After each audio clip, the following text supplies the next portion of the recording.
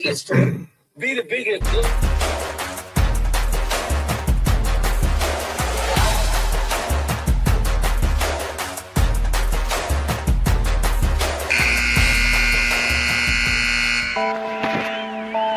Pick up the blitz. Flag is thrown.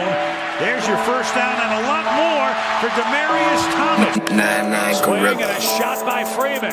Deep into the night. Back-to-back homers for the Braves. Blake Griffin will turn. Shoot a free for the win. Bounce. They go.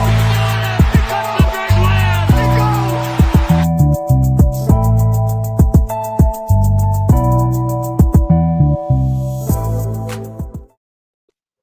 go. All right. Good evening. It's Tuesday. You know what that means? It's time for the number one sports podcast in the world. It's time for Sports4U. Live on YouTube. I'm John. That's Mark. Hi, y'all. Nick is on the way. It'll be a great show. We got a lot to talk about tonight here on YouTube and X. So make sure you hit that subscribe button for YouTube. Subscribe to Sports4U podcast on YouTube, X. Follow us on X, Instagram, Facebook, TikTok at Sports4U podcast. Of course, follow me at John Watts 0984 on X, Instagram, and TikTok. Follow Mark on Instagram at Hi Mark 1. Follow Nick on X, Instagram, and TikTok at 99 Gorilla. Lots to talk about tonight. Obviously, thank everybody who pulled up last night to the Natty Championship watch along. Congratulations again to the Indiana Hoosiers, now the national champs. Sorry, JoJo, man, that was not one of your best nights ever, but you guys got there's always next year. But the Indiana Hoosiers, God damn, are already they are the champs. But the U showed up. The U showed up last night, and they did whatever. They did what they had to do. They did what they had to do to try to make sure they win the Natty, but unfortunately, it just wasn't enough at the time. Enough at the time, but it was a game. It was a good game. The defenses both showed up in the first half, and then the second half got a little loose on defense. Relax. What up, Sam? Well, Chris.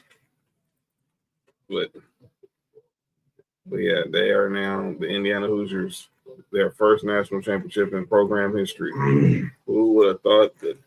Who would have thought the national? We gotta do that for. We gotta get John answer. Maybe Nick answer. Oh, yeah. Who would have thought that Indiana, a football school, would become a football powerhouse in Division I? But let's talk about that. We'll move on to some other news and notes. Then get to the recapping how his crazy weekend. But yeah, there it is. Unfortunately for JoJo, cover your eyes. Indiana Hoosiers, led by Fernando Mendoza and Kirk Netty, are now the national champions in college football. And it was a good game. Both defenses came to play. We will talk about it, Sam. Don't worry. We're gonna get there. There's a lot to peel off that onion, but we'll get to that. We'll get to that later on. It was a good game. I would say Carson Beck looked better, but then he turned into Carson Beck. That last drive, that is inexcusable for you to get a delayed game on the first play, on the first snap of the last drive. That you know how I feel about Carson Beck, but I'm gonna shoot Carson Beck to some bail. Okay. I don't put that on Carson Beck. I put that on the coaching staff. I put that on offensive coordinator. I put that on because during that TV timeout or whatever it is, you're supposed to have 2 plays called. Your first 2 plays called. Based off of what happens on the first play, you go with that second play. You know what I'm saying? I think that they were still getting a play in as, you know what I'm saying? I think it came in late. And I will say this about Carson Beck. I gave him a lot of hell. I gave him hell last year. he looked a whole lot different when Mike Bobo was not his offensive coordinator. I'm gonna stay out of that conversation because I'm not a Georgia fan, but he had his moments, and obviously he almost took him down the field, but unfortunately, threw the pick, and that sealed the deal. That was a bad throw, though. I can't give him back. That throw shouldn't have been made. That was very underthrown, and then it had no chance of being completed. Then you had clearly Mark Fletcher Jr., Malachi Tony was carrying that offense. And that's number 10 for Miami, right? Yes. He is a hooper. Yeah. He be going crazy. Salute to him. He's a freshman, right? Yeah. Yeah, salute to him. He'll be around for a while. Now Miami, they move forward. They go get a new quarterback. They get the quarterback from Duke. As for Indiana, that's obviously Fernando Mendoza is leaving for the NFL draft. His brother is going to transfer to Georgia Tech. They're bringing in Max Hoover, or whatever his last name is, from TCU. So TCU will have. So they're already. Yeah, they're already making. They are getting ready for next year to try to go back to back. But Kirk Cignetti has proved that he is a dominant coach. Yeah, Kirk Cignetti has proved that he's a dominant coach. All right, John, let me ask you this, man. I've been hearing this being questioned a lot. I want to know if it matters to you. I don't think it really matters to me. The age of Indiana players. Not at all. Because anybody could have gone to portal and got him. Anybody could have gone to portal and got him. Look, I'm all for.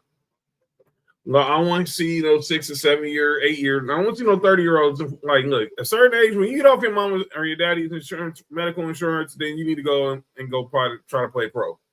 But if they're going to be allowed to stay, and it doesn't penalize them, I have nothing against it. There's nothing really much I can say about it.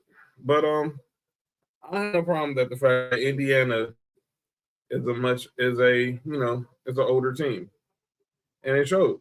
They had mature players, and unfortunately, Miami had a lot of. Their downfall was a lot of penalties, unfortunately. A lot of bullheaded penalties.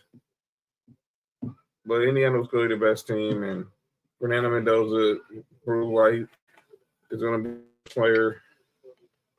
Was the best player on the field. Was one of the best players on the field last night. You can argue Malachi Tony was. You can argue Mark Fletcher was. But even though number 4 for Miami's deep on D line, Bain. Yeah. Even though he didn't have a really, a dominant game like I was hoping he was having, I like him too. I've been watching him throughout the playoffs. I like him too. Well, I'm going to tell you right now, he will hear his name early on draft day. So, draft day, Speaking of bad GMs. Yeah, he will hear his name early on draft day. So just be prepared to hear. All right, we're gonna get there. We're gonna get there. Let the beat build. I'm trying to beat. Yeah, I hear you. But congrats to Indiana. Now they move forward. See what happens next. I think already the odds are out for next year. I think, if I'm not mistaken, Ohio State was 1. Texas was 2, and we was 3. And that's for the favorites to win next year. If you want to get your early bets in, don't bet on Georgia.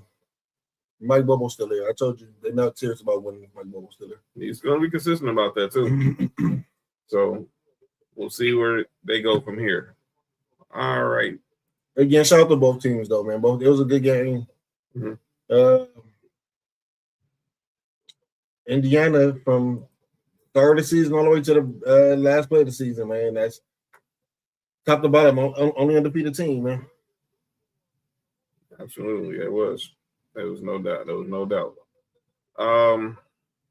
Let's go ahead and look ahead to talk a little NBA. So, only one topic really here on the NBA front to discuss, and that is yesterday they did announce the starters for the All-Star game, which is taking place in a month's time here in LA at the Intuit Dome in Inglewood. Always up for no good.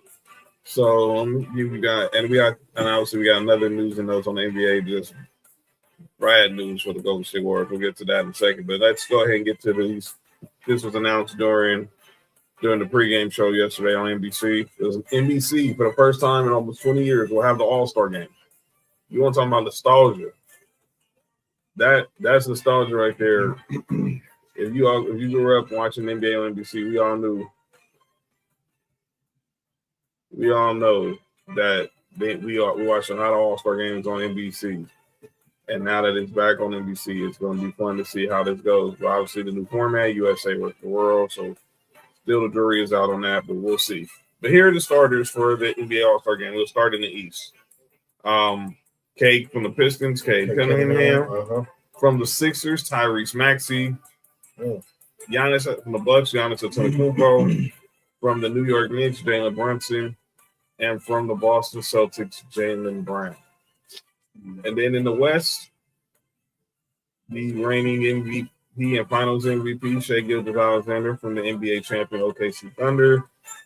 Nikola Jokic from the Denver Nuggets. He played enough?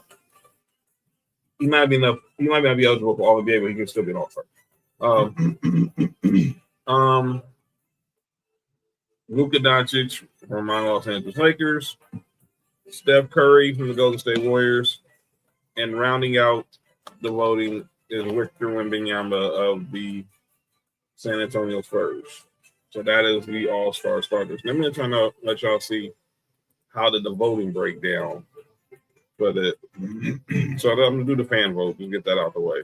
So we're going to know Luka Doncic, Nikola Jokic, Steph Curry, SGA, and Denny Avdija from Portland were your top 5 in the All-Star voting. And then Wemby and Anthony Edwards on the outside looking in.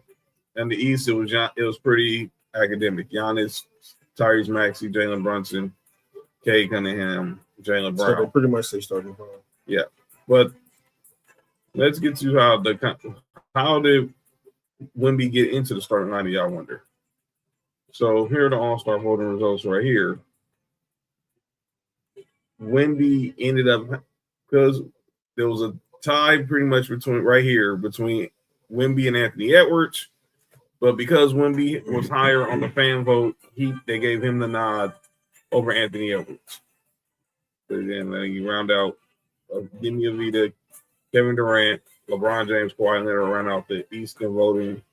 Donovan Mitchell, Karl Anthony Towns, Jalen Johnson, Michael Porter Jr., Brandon Ingram round out the East. So after 21 years, LeBron James will now be a starter in this year's All-Star game. You know how I found out he won't be a starter? I didn't know nothing about I didn't know the starters came out. You know how I found out? Wow. A Jordan fan said Jordan never came off the bench in the All-Star game. He did until Isaiah Thomas begged someone to take his spot, to give up their spot. Do I need to play the audio from Mark Spears yesterday on NBA Today? Oh, we're talking about Vince? It was Vince, but he begged anybody from the starting 5 to let Jordan start at that final All-Star game in 2003. Wait, you said who is this? Isaiah Thomas? Isaiah Thomas was the coach of the East All-Stars. And Isaiah Thomas is the quote-unquote known Jordan hater, right? Yeah. Isaiah Thomas was the coach of the Eastern Conference All-Stars in 2003. And which was Michael Jordan's last game. What up, Drell? Shout out to you pulling up last week, brother. Would a Jordan hater do that? I know, but I digress. So he ended up not making an All-Star game this year, but we all expecting him to start. I'm going to be clear. I think LeBron James is retiring, and I think he's being very coy about it. Because I don't think it's not a coincidence that he's wearing a year 23 sticker. He didn't do it for year 20. He didn't do it for year 21, 22, or I would say he can't do it. But all of a sudden, year 23, he holds up. Then he's not wearing a sticker that says year 23. It just seems like to me we're at the end of the road. I think he got. I think he'll put one more, and that's just so he can get that. I do think that he wants that final call like Kobe got. And I think excuse me, I think that's the reason why he's gonna announce it. It would be nine because I was down that feeling we're talking to the end with MJ. I mean with LBJ. Excuse me. But yeah. But there was some other bad news yesterday. in the world NBA. Late last night, the Warriors were playing host to the Miami Heat, and the one thing they could not afford happened, and that was the news that was with Jimmy Butler suffered an injury late last night, had to be carried off the floor. It has now been confirmed by Shams Charania. He had suffered a torn right ACL. His season is over.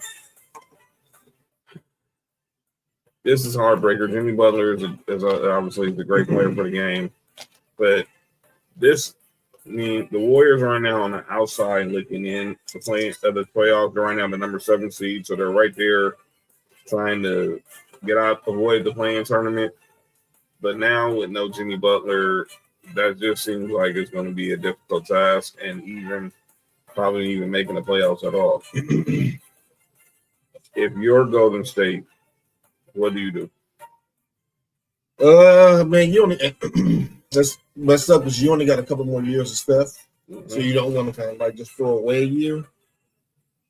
But unless you can get somebody if you want to trade, what's the dude's name that they don't, Kuminga, and see if you can get something that's worthwhile for that. If not, this year is going to be a chalked up year, man. And it sounds like, obviously, we all know the issues with Jonathan Kuminga and Steve Kerr. They're not getting along. His minutes have been decreased. And it sounds like he probably wants his way out of. He wants to be traded from Golden State, but we don't know what's going to happen. But it's something we need to keep our eyes on. What's going on with Golden State moving forward? Because I don't know if Golden State will have if they will have him next year. But obviously the question ultimately, do you just roll this up? It's thought maybe they'd be willing to trade Jimmy Butler, despite the fact, he did end up, tearing his ACL. Well, Darth Raider, I also wanted to see LeBron play for the Warriors or Knicks. I still believe he's retiring, but I don't put nothing past LeBron right on James. Nothing at all. I put nothing past him, but we'll see where things go from here. But that's the situation right now. But Jimmy Butler out for the season. We'll keep an eye on that. Let's go ahead and switch over to another sport before we get deep into the foosball, and that is baseball. Now, Mark, I know you had we already know what the weekend Mark had was not so good, but this might boost his spirits up a little bit. Damn, I should have wore his jersey. This might boost his spirits up a little bit. So today they did announce jersey. They did announce the class for the Baseball Hall of Fame 2026, and obviously the two modern day selections who got 75% of the vote. One was Carlos Beltran, arguably one of the best switch hitters in baseball. But right here for Mark, Andrew Jones, Brave legend, 10-time All-Star, 400 home runs, 10 Gold Gloves, you name it. If you have not seen who Andrew Jones is, well, I'm doing this for you, Mark. I need to remind people because people must have forgot. If y'all never seen Andrew Jones before, sit back, go grab you some popcorn, and enjoy a human highlight reel of one of the best outfielders of the modern era. Well, certain balls get hit and you just shake your head and you sometimes forget Andrew's back there. Andrew turns tail, still going at the wall. He made the catch. Jones on the run, still going. Oh, what a catch. Unbelievable. Highway robbery. He lays the body on the line. He made the catch. Nothing casual about that one. I don't know what you're supposed to say about this kind of play because you've never seen it before. I saw the ball when I keep running, the ball was still there, so I thought I had a chance on it. As far as defensive center fielders go, he's And they're going to wave Ventura. Here comes the throw. Here's the catch. Out of the place. That wasn't even close. Let's keep the ball away from that guy because you can't hit it over his head and keep it in the ballpark. Our ERA has got to be a bit lower just because of Andrew Jones. defensively, I just think Andrew was head and shoulders. Well, certain balls get hit and you just shake your head and you sometimes forget Andrew's back there. Mark, that's your boy, man. But those who saw Andrew Jones in his peak, man, tell them what was he like? Man, he was. You know, they had the 5'2" baseball players. He's the epitome of what a 5'2" baseball player was.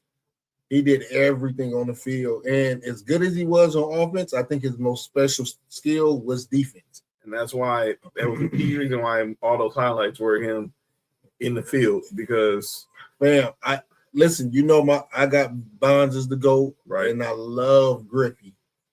This is my favorite outfielder, and I could be biased because of that.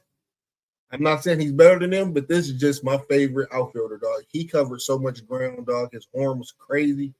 Yeah, man. Shout out to Andrew, man. I should throw my jersey today, man. Andrew Jones wear it on Friday. Andrew Jones got 78% of vote. He started out in the ballot with only 7%, and he climbed a long way. And now he's going to get that. He'll get that call in Cooperstown. You look at all those legendary Braves that made the Hall of Fame already: Maddox, Smoltz, Glavine, Fred McGriff, Bobby Cox. Your John Schultz. Your GM just made it a few years ago. And now Andrew Jones is one. Chipper. Can't forget about Chipper Jones. Chipper Jones. Yeah. I got a question for you. Yes. When Freddie Freeman retired, what are you going to ask? Brave. Think so? Yes. I still think. And that might be glad. He's the greatest defensive center fielder of all time. God damn. Well, Grell's a Braves fan like you, so of course he gonna die on that hill. And like our boy Brent Brad, who's a Braves fan, he's finally Andrew Jones makes the Hall, best center fielder I've ever seen. I still remember his first at bat as a Brave, of course, and of course the 2-run homer in the World Series as an 18-year-old. Let me say, Andrew Jones was different, man. And he came to the Dodgers at the end of his career, so that's not the Andrew Jones people. Dodger fans, y'all don't know that's not the real Andrew Jones. Real Andrew Jones resided in Fulton County Stadium. The old stadium too. Yeah, salute, man. The old Fulton County Stadium. Y'all want to know? Y'all just saw them highlights. That's who Andrew Jones was. So Andrew Jones, like I said, so him and Carlos Beltran were the Hall of Fame, made the Hall of Fame this year. This was the final voting from the Baseball Writers of America. So you need 75% to get in. We're not even gonna get into those. We already know who we've spoken on that. But Chase Utley, he's climbing now. He's at 59%. Andy Pettit at 48. Wasn't Andy Pettit with the steroids too? Yep, he's going to get in. Watch. If he gets in, there's nothing else people can say. King Felix, he's at 46. A-Rod's at 40. Manny Ramirez is at 38, but this is his last year on the ballot, so now he'll go to the modern era, to the special committee. Bobby Abreu, Jimmy Rollins, Cole Hamels, Justin Pedroia, Mark Burley. Let me talk about Omar Vizquel real quick. Let me remove this. Let me talk about this Omar Vizquel. So I was watching the baseball announcement show because I went to hear from Andrew Jones. I didn't get a chance to hear from Beltran, but I'll hear from him tomorrow. But I got to hear from Andrew Jones. So that's what I really want to hear from. And he was actually at a golfer retreat. It was him, CC Sabathia, Griffey, Adam Jones. You name it, they was there. But I want to talk about Omar Vizquel. So Omar Vizquel was one of the best shortstops I've ever seen in baseball. He started at 50% on the ballot. For real, Uncle Kev. Omar was best defensive shortstop ever. So let me say this, Uncle Kev. I know you're an Indians fan, but let's not forget about a guy by the name of Ozzie Smith. But let me get that to Omar Vizquel. So now Omar Vizquel started at 50% on the ballot. His voting declined. So now there's been these allegations about him with domestic violence, blah blah blah. I'm not disregarding it. But now there's also allegations when he was in his MLB career of him having abuse towards an autistic bat boy. Those are the reasons why Omar Vizquel went from 50 to, as you see right here on the ballot right now, 18%. Omar Vizquel's a Hall of Famer. I'm gonna say it now. Look, I don't condone. If y'all go read up on the stories, I'm not gonna read it here. What he's being accused of is heinous, especially when you're talking about kids with learning disabilities. That's heinous. But we're talking about on the field, and that's all I've always felt when it comes to baseball, comes to Hall of Fames. Tell me what you did between the lines. Everything else after that, everything else after that, okay.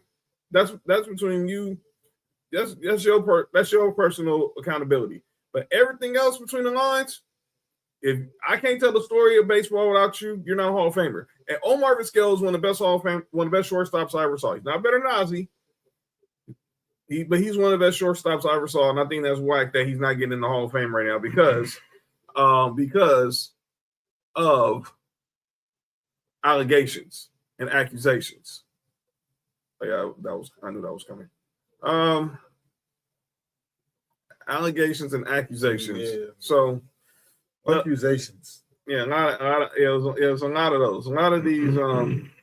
Accusations. These are not accusations. This is false accusations. And furthermore, handful of accusations. Handful of two of them. Yeah, two handfuls of accusations. Yeah, but I'm looking at all these guys on the list. So, well, obviously, Andy Pettit's a Hall of Famer to me. Felix Hernandez is a Hall of Famer to me.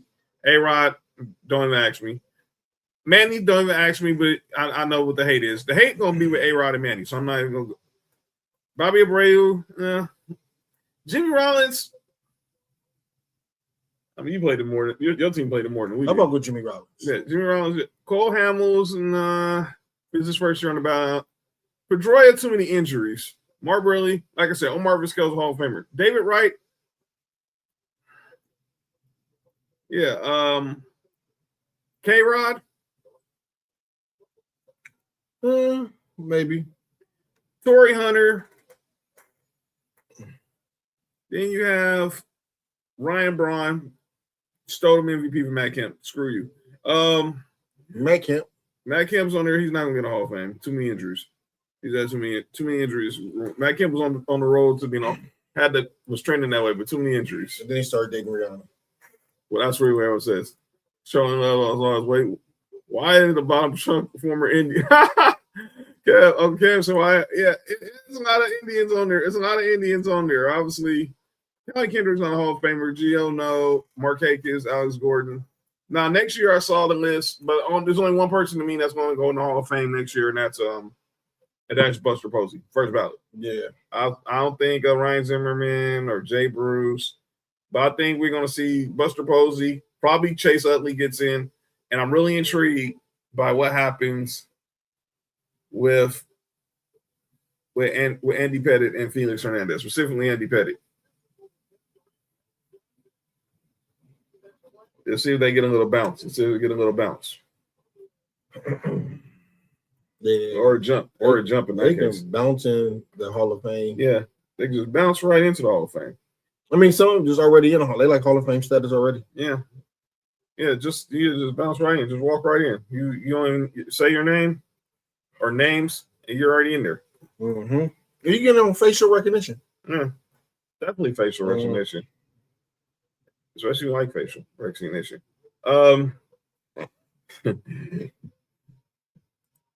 Felix, A-Rod, Manny should be locks. We know Manny and A-Rod are why. We know why. But why does Carlos Beltran get in? He was proven as a. Well, don't get me started there.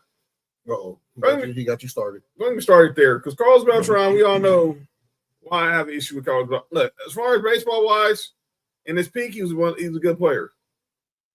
But at the end of his career, he was an Astro. I know he played with the Astros earlier in his career, in his prime. But let me be clear. Carlos Beltran was on that Astros team that stole the World Series from the Dodgers. And they can kick boulders. I don't want none of them dudes getting the Hall of Fame, but I know they're all going to get in there. I know Altuve's going to get in there. I know maybe Carlos Correa gets in there. George Springer's probably going to get in there. Bregman's going to get in there. But I don't want none of them dudes in the Hall of Fame. But I'll stop being. They can be in the cheating side of the Hall of Fame. It's all right though. Yeah, man. Yeah, it's okay. That's why the Braves beat them. Yeah, thank you. I appreciate it. Man, hate them. Yeah, Kev. I hate them dudes. Yeah, they can bounce.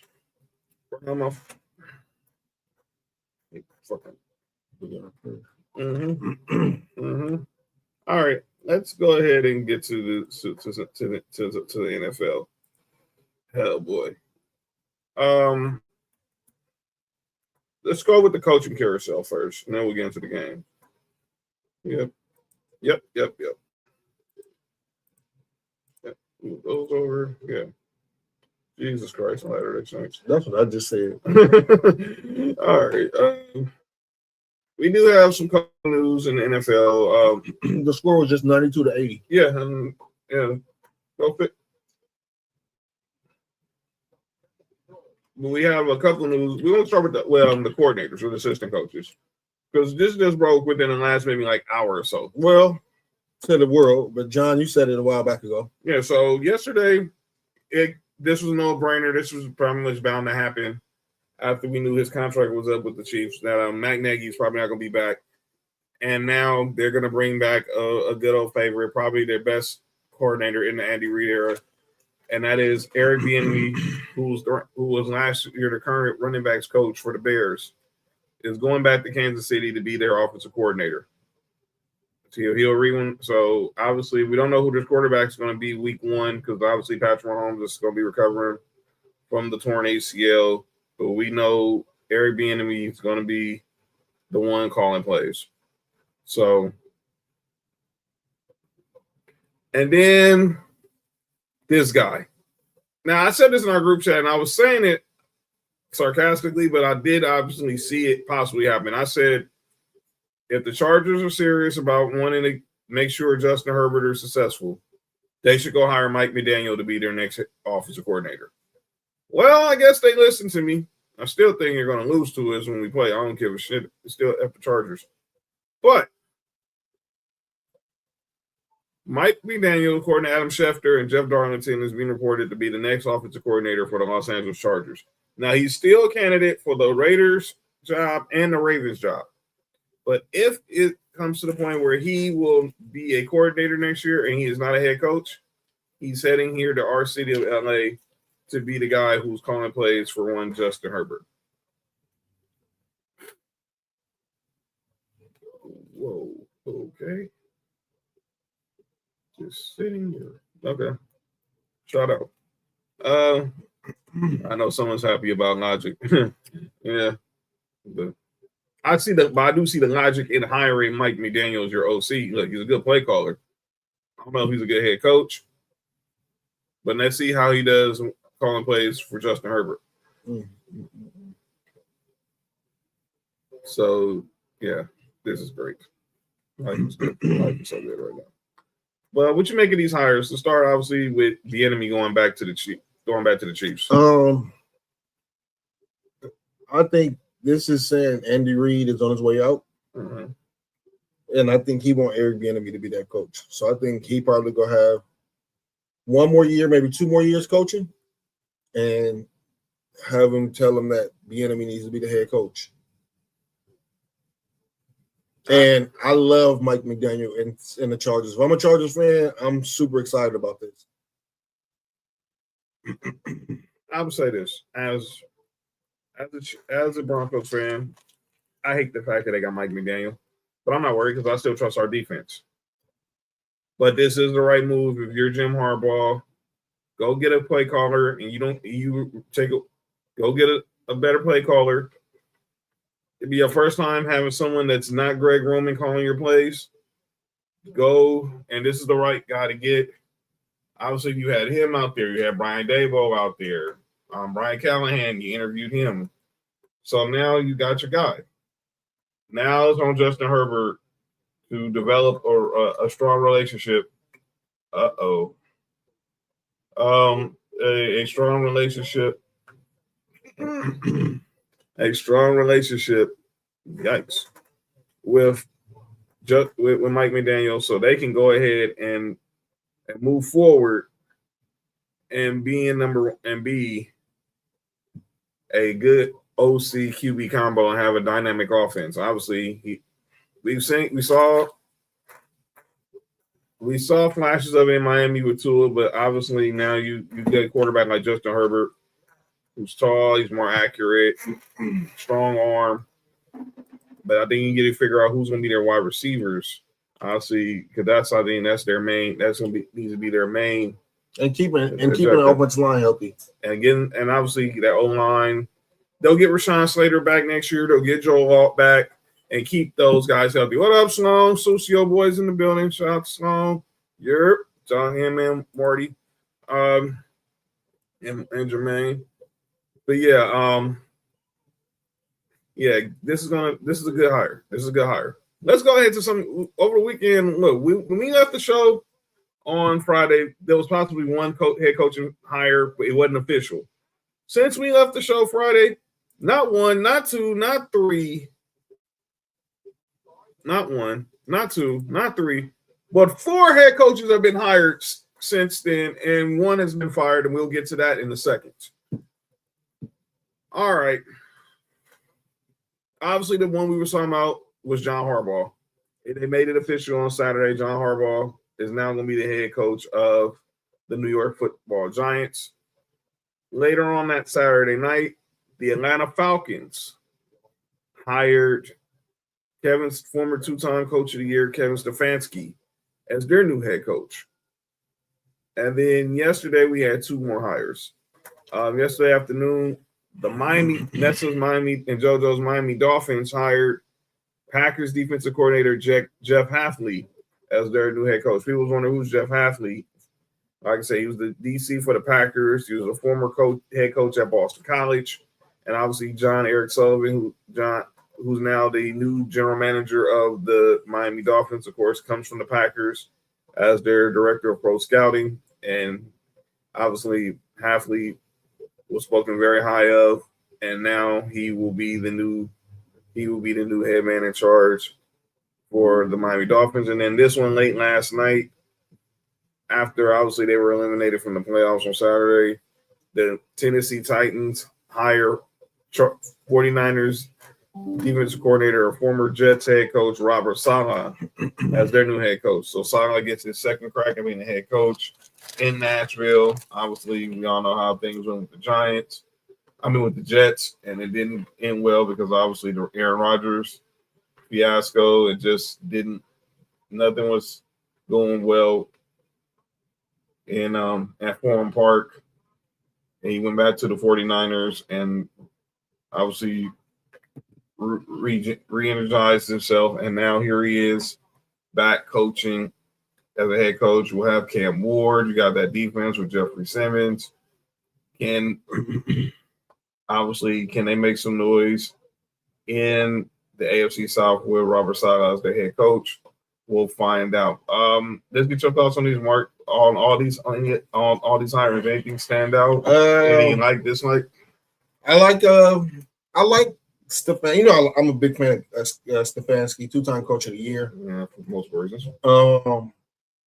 The Giants I want to see. That's the most interesting one to me. Is the Giants. I want to see how they built that. I'm not sure about Salah to the Titans. I think if he'd have held out, he probably could have got a better job than that. I think he could have got the Baltimore job. Yeah, and I think that would have been more fitting for his personality and what he want. Because Baltimore, I got a lot to say about Baltimore today too. Mm-hmm. But Baltimore, is tough.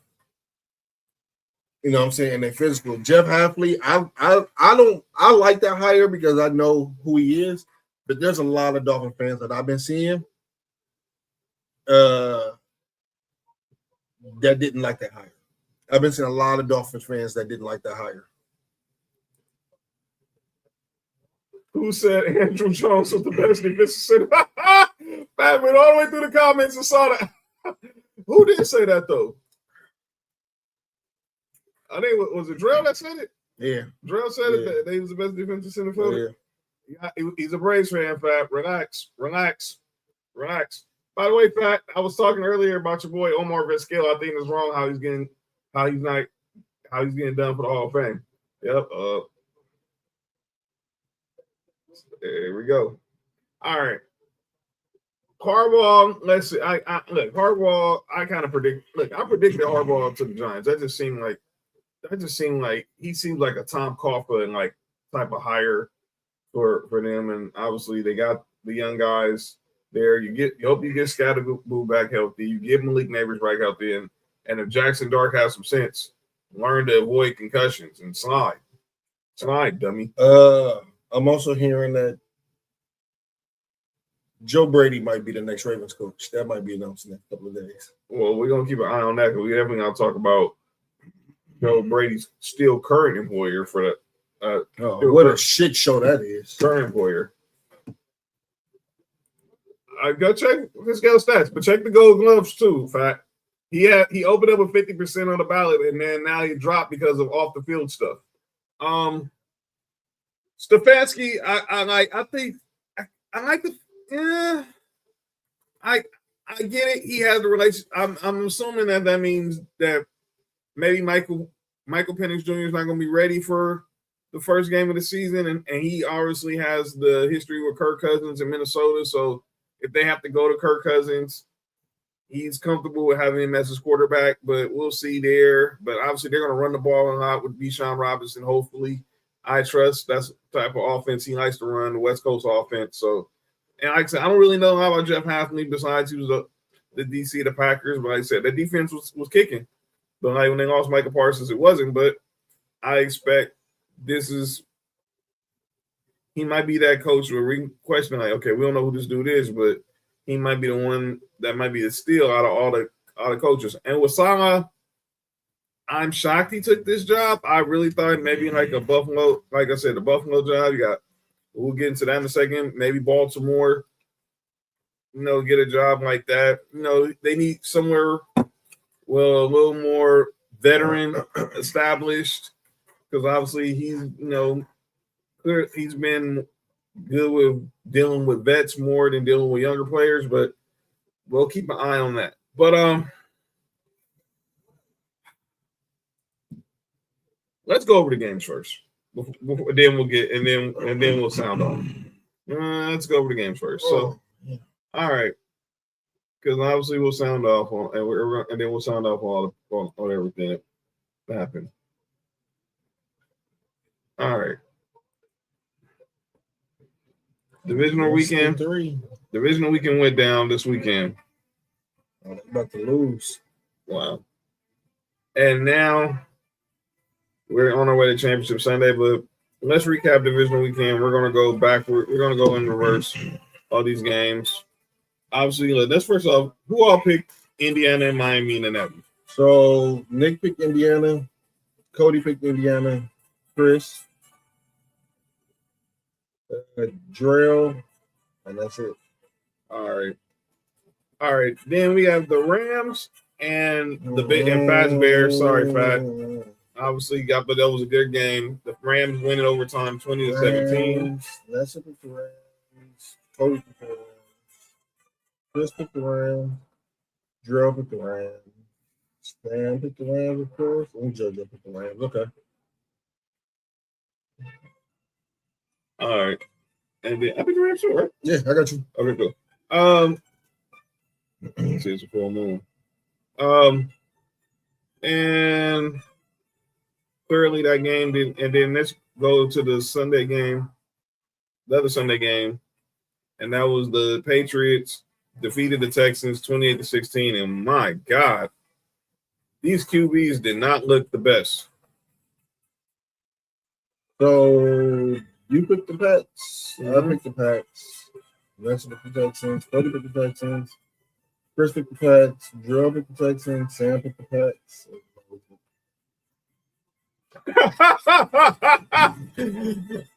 I had a reason for that, Pat. My child's a Rams fan. I picked the Bears. I lost. All right, let's look at these two games before we get to the Saturday games. Did you? And I know how Fat felt about this because we asked him in the group chat. Did you have a problem with the Bears not going for two after the Hail Mary? No, they should have kicked the field. They did the right thing. I don't see where this is controversial. People saying that Ben Johnson, they wouldn't criticize him if he went for two and they would have missed it. The heck you will. Ben Johnson, look, that was luck. Crazy how this is Caleb, and he was the best QB in that class. He is. But I don't see the problem. Look, if he would have went for two, that's cool. But him going for one and thinking like, okay, We got the momentum. We are home. We can. Yeah, I had no problem with him going for taking an extra point and going to overtime. But people saying that he was wrong for not going for it. I mean, come on, let's slow down, man. Slow that down. But I do think Ben Johnson deserves to know. Kick the field goal, leave that fourth down. Fat said it. Yeah, I felt the same way, Fat. But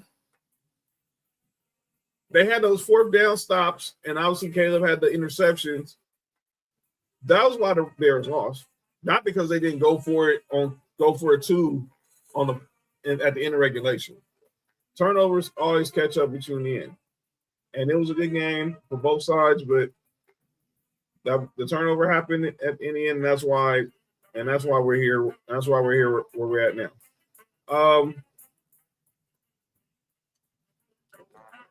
Let's go ahead and talk about the other Sunday game, the Patriots and the Texans. Shout out to Cody. He'll be back next week. He's on vacation. He'll be back next week. He's on vacation right at the fam. I talked to him earlier. He already sent me his pick for the championship Sunday, so we'll get to that later in a little bit. But what happened to CJ Stroud? That was. When I said that was terrible, dog. I seen dudes say, quarterback say they could have won. That team would have won with 30 other quarterbacks in the league. I cannot believe. Has he really regressed that bad in 2 years? Has he really regressed to being this bad of a QB? I'm shocked how bad CJ Stroud looked on Sunday, or even in both of the playoff games, because he didn't look good in the Steelers game either. Nah, DJ Moore flattened the route. No, I dig it. That's not his fault. That was a bad throw no matter what.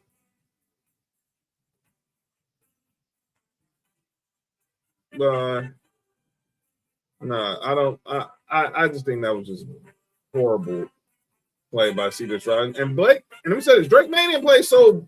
I know he had some moments, but he did not look the best. He didn't look so shabby against that Texans defense either.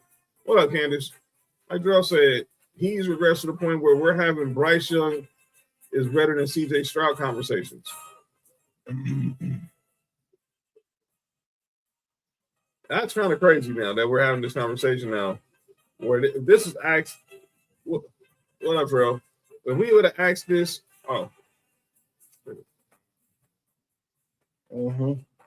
he if he would have asked us this last year, we would have been like, you're insane to put CJ Stroud, put Bryce Young ahead of CJ Stroud. That DJ Moore nigga running around and he was loafing Caleb through it where it should have been. Where he shouldn't have been. If you see him loafing, shouldn't have threw it. There was another nigga open on that route too. Go look at that play. Roma Dunze was wide open. But that's not my team, so I'm gonna let Fat get his shit off. Exactly. You're right. But yeah, Patriots didn't. They looked good, but let me say this: Drake May didn't look. He wasn't looking like no superstar, because that Texans defense gave him some bad nights. You had one quarterback in CJ Stroud who threw 4 interceptions. You had another one in Drake May who kept fumbling the ball. I challenge him to do that Sunday. I challenge you to do that Sunday. All right, let's get to Saturday. A game I thought was going to be way more competitive turned out not to be at all. Seattle's only people with 49ers was me and Nessa. The Niners get steamrolled by the Seahawks, 41-6. The bad news coming out of that game, unfortunately, was Zach Charbonnet. They're all pro. They're not all pro. They're one of their best running backs. Their number 2 running back. He unfortunately suffered a torn ACL, so his season is over. Dakota said Niners got wrapped by a ref. Rob how? Well, Rob, what did they take? Kyle Shanahan's play sheet or something. But the Seahawks are good, and obviously all the questions was around Sam Darnold with the oblique. We all knew he was going to play. And look, they basically, and I didn't say it in the chat, but I kind of feeling you was going to see a lot of Kenneth Walker and Zach Charbonnet, the limit any type of serious movement. it was. It's all good, Dakota. You're all good. It's all great. But here's the deal. That they're going to probably have to do that now, but only now it's going to be Kenneth Walker. Now I think they said the Cam Akers is the number 3 running back for the Seahawks, so he'll be replacing Zach Charbonnet. But let me say this: nothing against Cam Akers, and nothing against your boy Fat from Florida State. Oh man, but I'm trying. But nah, the deal is the deal. Their offense is different with Charbonnet and Kenneth Walker. And then unfortunately they won't have Charbonnet, so we'll see. But I expect a lot of Kenneth Walker. And then there was the game that kicked off the weekend. Oh boy. Oh, John.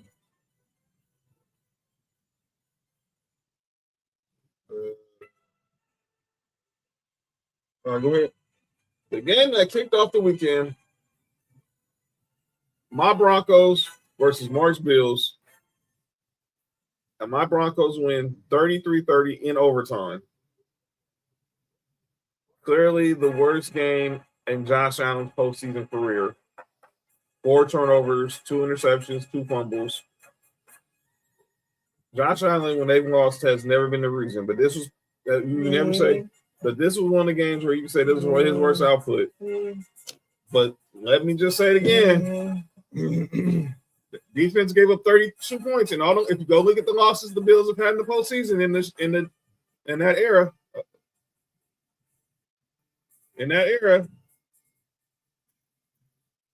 they've given up over 30 points a game. And every loss, I know. And also another interesting stat, in the playoffs, teams is averaging 4 points per possession against us, which would qualify as the worst in NFL history. It sounds like it. And joining the show now from an undisclosed location, the one and only Nick Freeze in the building. Nick, what up? My brothers, what it do? All right, we here, brother. Nick, what up with it, bro? Brother, you are been right on time. We're talking, obviously, what happened down on divisional weekend. Let's start with we just talked. First off, John, let me do this. Go ahead. Congratulations, sir. Thank you. Before that news came out, I was saying y'all go win the Super Bowl. I'll say this because me and Mark said this after the show was over. Because you was on the signing on Friday, Nick. Yeah. Mark said whoever won the Broncos Bills game was representing the AFC in the Super Bowl. I've said that. I said that before Bo Nixon's injury and everything. I thought if whoever won that game in Buffalo and Denver, that was going to be the representative of the AFC in the Super Bowl. Like currently, I felt someone from the AFC, like with the NFC, I currently felt that whoever one of those 3 NFC West teams was going to the Super Bowl. Yep. None against the Bears, Fat, but I had a feeling it was going to be one of them NFC West teams that was going to be in the Super Bowl. And currently now we know it will be an NFC West team because it's going to be the Rams and the Seahawks. But let's just talk about the game. Look, I thought we had our spots on defense, and obviously Josh Allen was going to be Josh Allen. Josh Allen was going to be Josh Allen, but I did not expect us to have some turnovers. Obviously, the James Cook fumble, Josh Allen with the lateral, which was just I don't even know what the heck. I told you about the mode he goes into every once in a while. That James Cook fumble changed the entire game. Yep. Hey, you know what that reminded me of? That brought PTSD. That should remind me of Reggie Bush. Yep. Ooh. That's what it reminded me of instantly. I was like, oh man. The lateral in Texas. But I'm just saying that lateral was stupid as fuck. I don't know what the fuck Josh Allen turned to full I told you he hey. goes into certain modes at least once a game. Yep. I'm gonna say this. Hey. I'm proud of what we played. Every time I say it, everybody like talking shit about me. But go ahead. Well, Nick played a good game, but man, our defense. I was one of our best. One of our best showings, but we did enough to get the job done. Look, we can talk about the last play all day. I don't know what a catch is anymore. I stopped trying to figure it out a long time ago, and I'm done. I'm done trying to figure it out. My only thing with that is if you call out an interception, that's cool, right? But then I watch football in the next 2 games, and it's the same fucking play, and y'all called it a catch. It's the thing. If it is an interception, which was the play, which was ruled, it shouldn't have even been ruled that. But since they was ruled, automatic. We know this that scoring plays and turnovers are automatic reviews. Somebody up at Park Avenue either didn't review it or they just expedited. They expedited it. I told you what happened, dog. That was the Bills fans' fault. When the Bills fans' fault. Hey, fam, look. Hey, Mark. I ain't never, ever seen a play where both the receiver and the corner get the ball and they give the ball to the corner. Because Ty goes to the offense. 99% of the time. That's literally the rule. Like if both players have it, it goes to the receiver. That's literally the rule. Except when the call come in from Vegas. Well, speaking of Vegas, let me go ahead and get this U pack over here. My quarterback won. You know what I'm saying? By the way, I'm not the only one who felt. I mean, I know he's our owner now and everything, and I'm getting used to it. Man, I'm still trying to get used to seeing Brady wearing Raiders gear, dude. Hey, man. My quarterback did his shit out there. You know what I'm saying? Bills fans was talking that shit. That karma. Yeah, the refs. That's not karma, bro. That's not karma. That's not karma. That's just bullshit. I'm telling you that. That was a bullshit call, bro. Let's not do that. That was a bullshit call, bro. It was a couple of bullshit calls. Yes, it was. But I'm not the one that blame that loss on the refs. Oh, hell no. No. This is look, for all the people that be talking shit about Josh, nah, fam. He's only had 2 bad playoff games. Hold on, Nick. Josh played like shit Saturday. Y'all know I'm the first to admit it when Josh played like shit. That was the worst game I've ever seen Josh Allen play. Josh played like shit. But Nick, you play football. He did what you want your quarterback to do. He put his team in position to win. Mm-hmm. He gave us the lead. Sure did. He gave us the lead with 4 minutes left. It was up to our lousy ass defense to get 1 stop. Yep, for sure. They get that stop, the same people talking shit about Josh Allen Day is on his dick. Mm-hmm. And that's all if the defense got to stop. Everything is based off of whether you win or not, bro. A prime example is this. Look at Drake May. Drake May played shitty, and they still won. Did you see what I put in the group chat when Drake May's stats was absolutely worse than Josh Allen's, and everybody's is nigga, he did the same exact shit CJ Stroud did. Stink up the place. Only difference was his fumbles and CJ Stroud's interceptions. Patriots defense. The difference is that it wasn't even just that, it was the field position game. Because if you look at the game, a lot of the Patriots possessions was already in the positive because of the turnovers. And the Texans didn't have that particular luck going their way when the turnovers happened. You feel what I'm saying? So I think if the Texans had to actually drive up the field, the Patriots had to actually drive up the field to score, it would be something different. But TJ Stroud is trash, bro. I'm sorry. We gotta have a conversation about bro. In fact, we talking about quarterback play. You praising the quarterback only because his defense play. No, we're not comparing them. Yeah, it's just for sure we're not comparing. We already know who's better. That's what I'm saying. Like if the Bills defense would have held the Broncos in that last possession we won, like I said, the same people who's killing Josh Allen now is Glazner. They go talk about how he started off bad, but he played good when he needed to. Yep, and that's all because for sure. the defense made it stop or didn't stop. Last year against Kansas City in the AFC Championship, Josh Allen gave him the lead. Defense gave up ass again.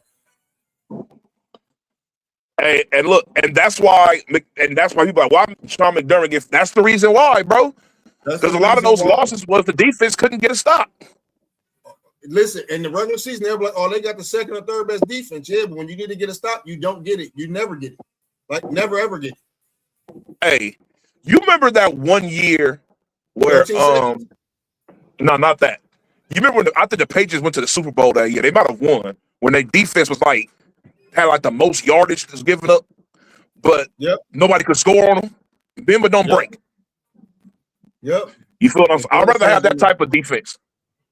The Bills fans gonna crash on next season because they're gonna screw y'all again next season. Listen, it is what it is. I'm not with the Bills fans that's blaming the refs. Do I think that was the catch? Yes. Do I think the 2 PIs was atrocious? I think the Terry Johnson one was horrible. The Trey White. Oh, bro, that was terrible. That was terrible. I can more understand the Trey White one, but I'm still not calling that in that position in the playoff game in the divisional round. You have to let the players make the plays. Just like they did when they cornered when what's your white corner name? When Riley Moss PI Brandon Cooks, and they just looked over that shit, let that shit happen. You have to just let that shit. I'm not a fan of blaming the refs in this position. Josh Allen played shitty in the first 3 quarters. The fourth quarter, he went crazy, and he did what he was supposed to have done. Yep. But shout out to the Broncos for getting that W, man. It sucks that Bo Nix got hurt literally on the last play of the game, which is crazy. You cannot make this up. You're telling me last year, I know last year against the Chiefs, the AFC Championship.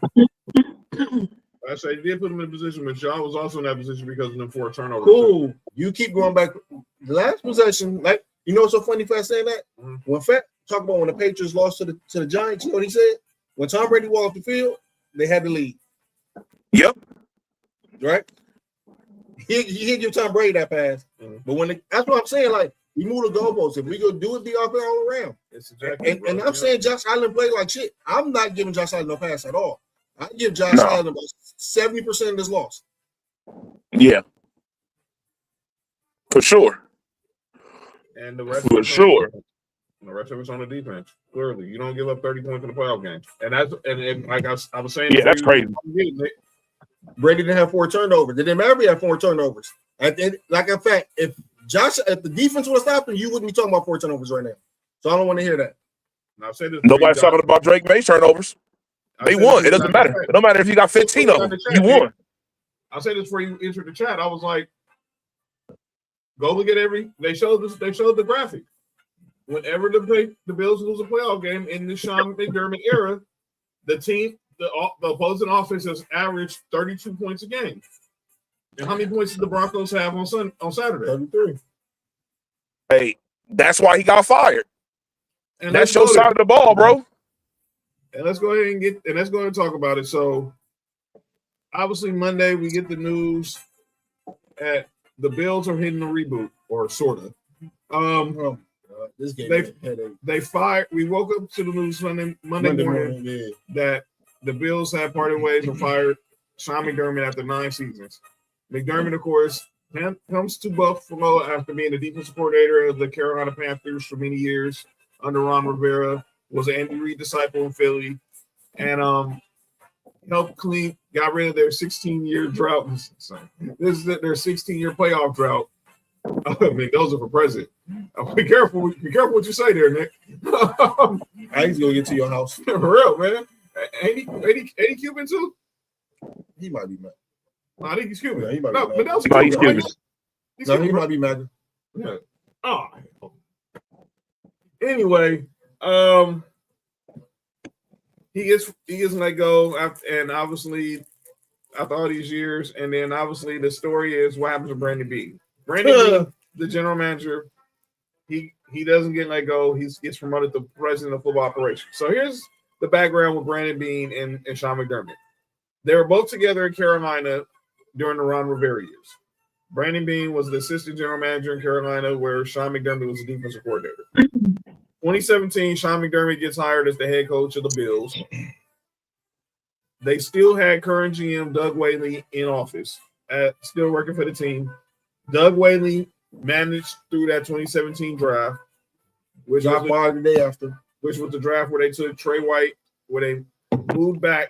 No. Where absolutely the Bills moved up with y'all to get the draft Patrick Mahomes. Y'all took Trey White in 2017. Lord have mercy. And then he was fired shortly after the draft, and they brought in Brandon Beane from Carolina. Well, at least y'all didn't hire Stefanski. Two-time coach of the year. That's not a bad hire. I don't know why y'all. Hey, look. Everybody need to get off Shador Swipe and get this man some fucking credit, bro. Like, y'all mad over this shit from last year, bro. Fuck all that. This nigga done had 13 quarterbacks since he's been up over there, bro. 13. 13 fucking quarterbacks, bro. Hey, Nick. This motherfucker is one of the best coaches in the league. Hey, Nick, and that's just the way it is. Hey, Nick, he two-time coach of the year, right? Yeah. 2-time, bro. Got to the playoffs with Joe Flacco quarterback. But he don't know what okay. I'll shut up. It's like he said, man, after what he did with the Browns. What did the Browns do for him to do anything? The Browns gave him they gave him Deshaun Watson, bro. Down.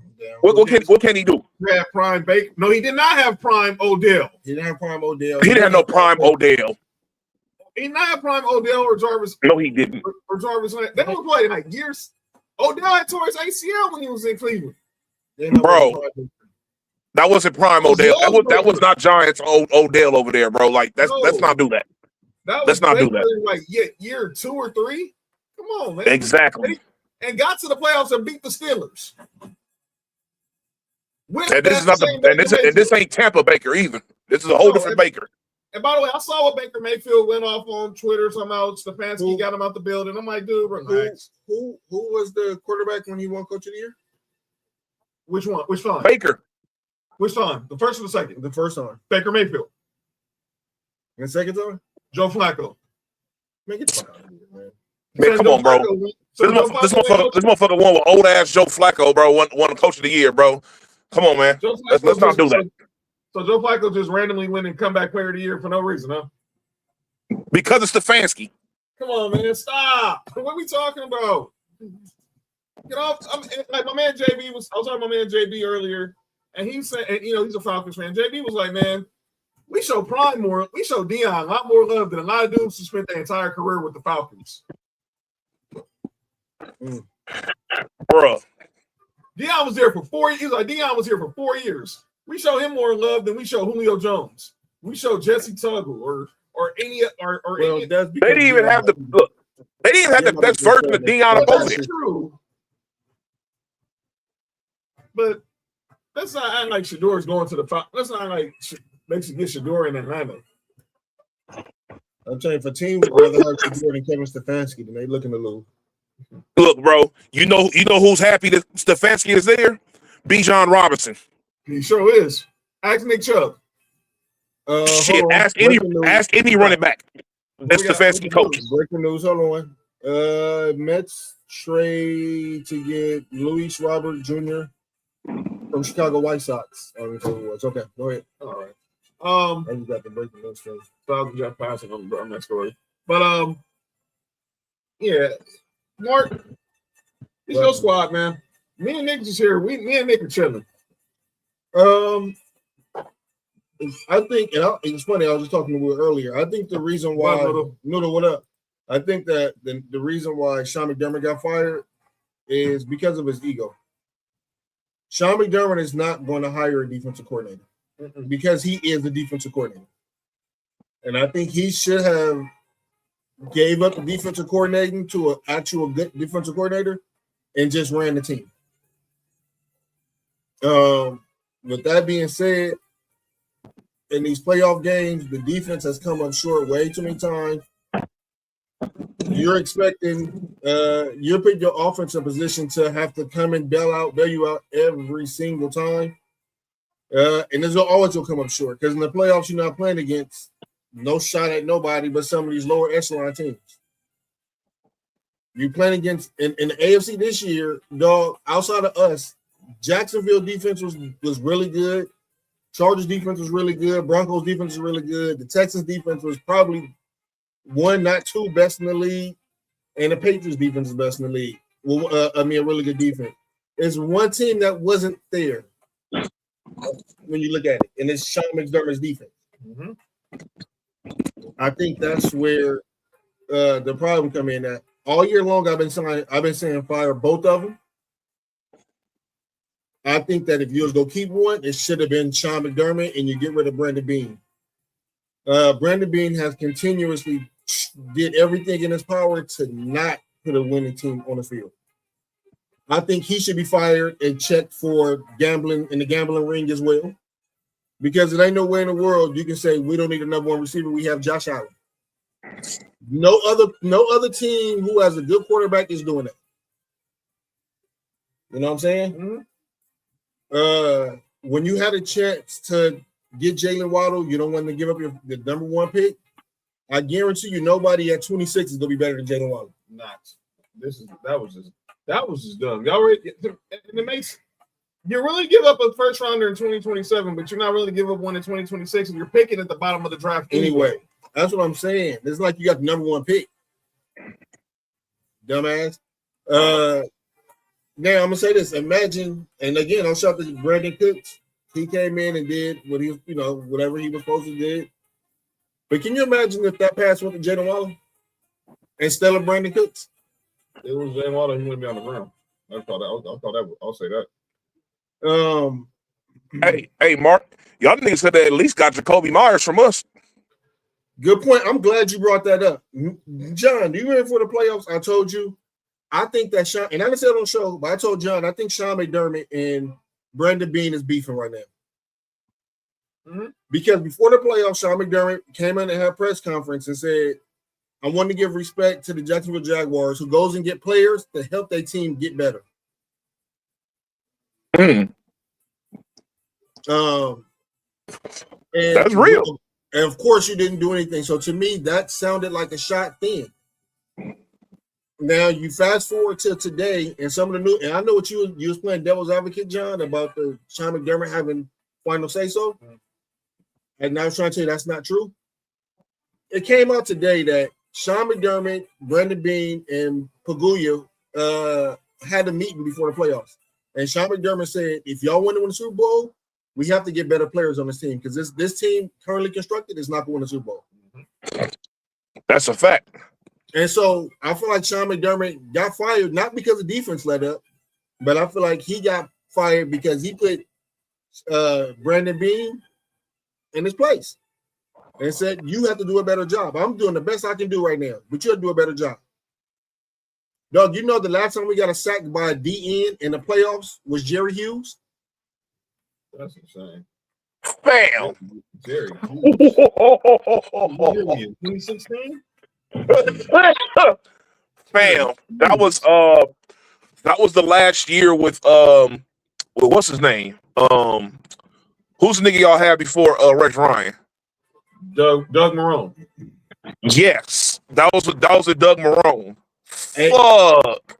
Hey, man! Like I said, Sean McDermott, his defense has been terrible, and you can kind of put some of that blame on Brandon Beane for not getting the players that needed to be there.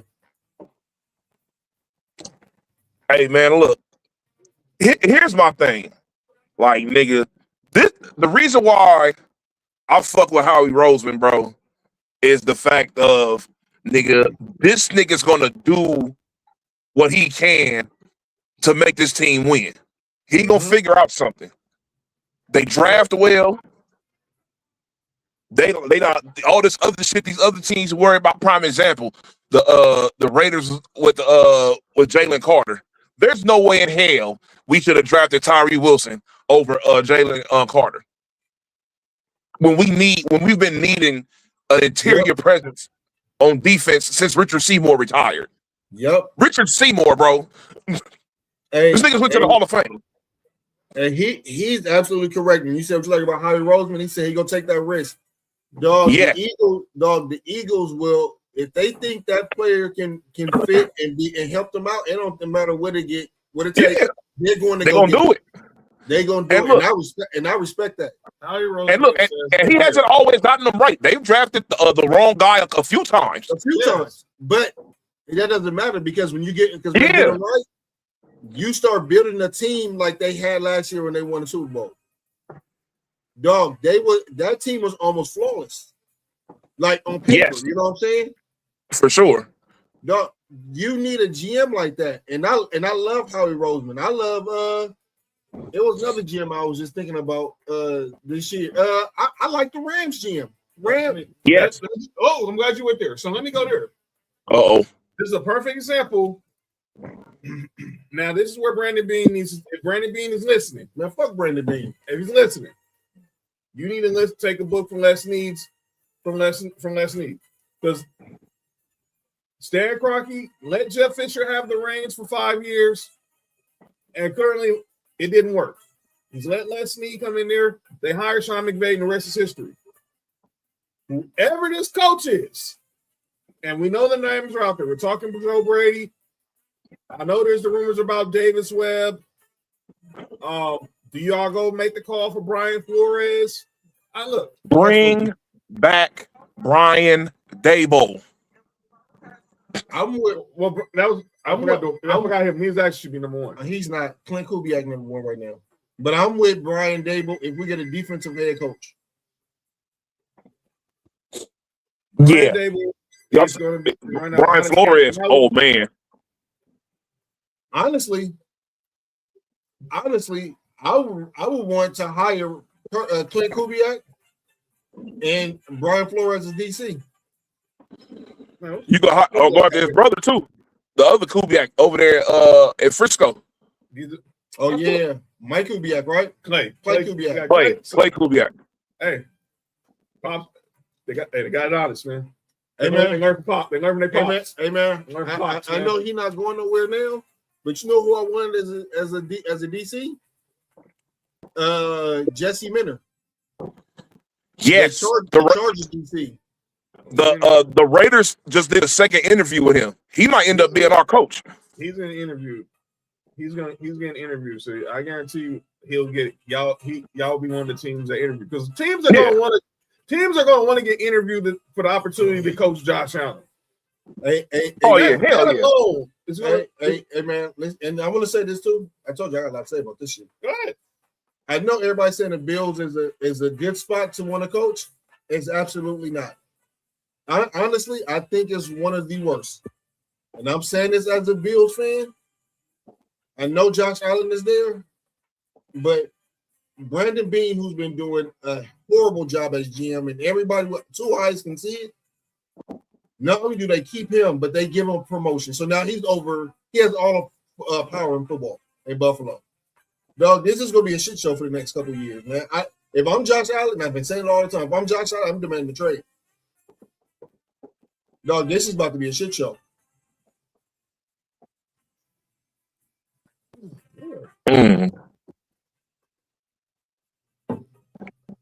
Hey, look. This is what I think y'all should do. This is my personal opinion. Fire Brandon. Yes, I actually agree with that a lot. I think that firing him should have been done. If you're gonna get rid of McDermott, you should have did a full sweep. In my opinion, I think that y'all should get an offensive coach. But there's a lot of good defensive coordinators out there as well. Like I think y'all like the Panthers DC. Yeah. He's very good, bro. He did very well with that unit over the past 2 years, and he's young too. So he's not as young as the other dudes are, but he's still a young coach. And that's a guy that y'all might be able to, I don't know about as far as a head coach for y'all, whatever y'all do that'll be cool too. But Nick, That guy, he got a good defensive mind, bro. Nick, His schemes and everything are crazy. It's a question for you, Nick. Would y'all be willing to give up a first and a second for AJ Brown? First what? Rounder. In this year's draft? Well, no, I'm not giving up. I'm not giving up number one. No. No. I give up. I give up a couple of seconds for AJ Brown. If I'm giving up a first, I ain't gonna lie. I need to give me a. I need to see if Justin Jefferson would leave. Would leave the Vikings or Lamar Jackson. Do y'all or Lamar Jackson? That's an option too. Or I heard there's been a lot of rumors with that. Hey Nick, do y'all no, not just Nick, John, you two, and everybody in the comments. Do y'all think AJ Brown's worth the first round still? No. The first round, and it's not his fault because you got to be realistic, bro. So you got to look at the numbers. Like the numbers don't justify giving you, no matter how good you are, the numbers over the past 2 years haven't justified, especially this year, giving you giving up a first round pick for you. Now nigga can give up a couple of seconds and throw a third in there or something, but no. At this point in his career, these are the only niggas you're giving up you giving up first round picks for. If you getting Jamar Chase, Jefferson, those caliber of guys, like a Puka or something like that. I'm just saying guys not getting traded at all. But you know what I'm saying? Like those caliber of guys, yeah, I'm throwing in the first for them. Because them dudes are like absolute game changers, no matter what situation is going on. And AJ Brown has a problem with where he's the typical receiver problem of I'm not getting the ball and I'm mad whether we win or lose. And Devontae Smith doesn't have that same mentality as him. Devontae Smith like, nigga, if I gotta get all the passes in this game, that's cool. If I don't, that's cool. Let's win this game. That's the type of shit you want for your wide receiver one. He's not worth a first rounder now. When they got a first rounder for him. Tennessee got a first round for him back in 22, which is still one of the most viral moments in Sports4U history. They traded. Well, the nigga was like 26 during that time too, so it was like it was different. Yeah. I see the reason why I say is he's worth it is because not just because I know talent wise he should be worth the first round pick, but everything else and he's been shown it the last couple of years, and we're not talking about on a bad team. We talking about one of the best teams that's in the NFL since he's been there. We seen what else he's bringing to the football field. We see what else he's bringing outside of just getting in between the football line. That's what I'm saying. Is he worth it to your organization to give up a first round pick? Let me tell you something, Dak. Look, I hear you. My bad. I get you. I get what you're trying to do right now. But we're gonna tell you right now, you ain't getting no higher than a third, maybe a second for AJ Brown. You're not getting no one. If you're lucky to get a third, day three, be on the lookout day 3 of the draft that AJ Brown's probably gonna get traded. You heard it here first. Brandon Bean ain't gonna do it. Oh, you're right. We still got Brandon Bean. Day 3 of the draft. Exactly. Brandon Bean ain't gonna do it. Will be traded for the Philadelphia Eagles. You heard it here first. Brandon Bean probably trade for AJ Brown. Boy, He'd trade for Bobby Brown. If he played for the Panthers, he would. He'd trade for Lomas Brown before he trade for AJ Brown. But yeah, Brandon Bean, he got accountability issues, bro. Bro, this should have been the year for sure. Like, nigga, there's no Kansas City. Like this is a tight window because there's no Kansas City next year either. So it's like, the AFC is pretty much open business for this season and next season. Hey, Dak, let me tell you something. I didn't think the Broncos would release Russell Wilson to take the dead cap hit. Sometimes if you're willing to get rid of a player, it's worth it. Trust me. I think Miami can go too. Because if they don't want AJ Brown there, Jeffrey Lurie ain't worried about the money. Trust me, the Eagles print money. He's not worried about that. Trust and believe. But and as far as with Brandon Bean, he's under contract. Yeah, I know he got the whole new title. He didn't get a new contract though. So he still could be gone. He still could be gone. Now, I don't think he's going anywhere this offseason. That's the problem. But I give you, I will say this: you can't. You know why you can't, John? And I know what you about. You can't because we coming into a new stadium. You have to put something presentable out there, and it has to be more than what he did last year. You have to. He has to make a splash. You has to be a splash made this offseason. That's what I said. The head coach has to be a splash. It has to. You getting rid of Sean McDermott. It's a lot of people who think he should have been fired only because of defensive things, but dog, Sean McDermott is loved in Buffalo. If Sean McDermott never leaves the city of Buffalo, he don't never have to pay for nothing else ever again, dog. He changed the mentality in Buffalo. Hey, Sean McDermott might end up being my coach. Never know. Somebody said he has a chance to the funniest thing in the world and go to the Chiefs. He could. He's an Andy Reid disciple. Wait, who's the Chiefs DC right now? Steve Magnolia. But they said you don't have to be a defensive coordinator. It can be a defensive like a defensive specialist, assistant coach, or something like that. So here's how y'all offseason looks right now, Mark. Like shit. Y'all have 48 players on the contract. We got $25 on. Oh, y'all $3 million over the cap. You know who fault that is? Maybe Brandon Bean, dumbass. But go ahead. 7 picks. Some y'all notable free agents: David Edwards, Connor McGovern, Joey Bosa. That experience didn't work. No, Joey Bosa didn't play back. Joey Bosa was balling. I don't think he's going to be back. AJ Epinesa. Nope. Larry Ojanobi, Matt Milano, Shaq Thompson. Shaq Thompson. Out of there. Shaq Thompson was our best defensive player this year. And then got players on the bubble like Tyler Bass, Curtis Samuel, Dawson Knox, and Taylor Rapp. Dawson Knox contract was way too big. Pause if that's necessary. And Taylor Rapp need to get the fuck out of Buffalo immediately. Yeah, he's trash. Welcome to 123 Cancun, ladies and gentlemen.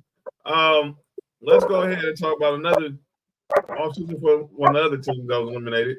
That's the Houston Texans, which Cody was here for this, but I know he's probably watching with the fam right now on the vacation. So brother Cody. Go back. Somebody says.